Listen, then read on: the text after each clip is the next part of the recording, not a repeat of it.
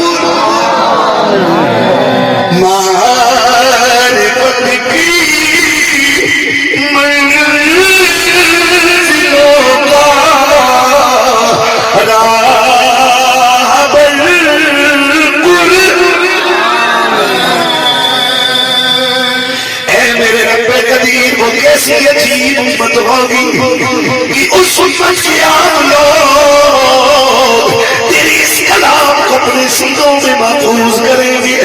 آج دیکھ سکتی ہو تھوڑے سے ایریے کے بعد لوگوں کی زبانوں کے اندر بہت ساری تبدیلیاں نظر آئیں گی۔ کوئی کسی چیز کو کیا نام دیتا ہے، کوئی کیا نام دیتا ہے، لیکن وہاں افریقہ سے اگر شروع کرو،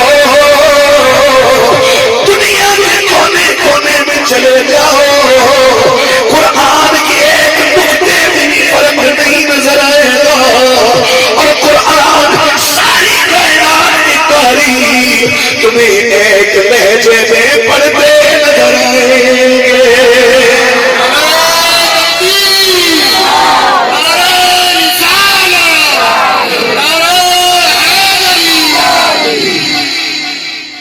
یہ میرے اللہ کا قرآن کی کلام الہی ہے، یہ میرے نبی کا زندہ معجزہ ہے۔ محبت سے کہہ دے سبحان اللہ۔ یہ میرے نبی کا بولو زندہ معجزہ ہے، بولو میرے نبی کا زندہ معجزہ ہے۔ صدیاں بیت گئی، سارے پورے زہر کے باوجود آج تک قرآن کا کوئی بھی بندہ ایک نقطہ نہیں بدلا سکا ہے۔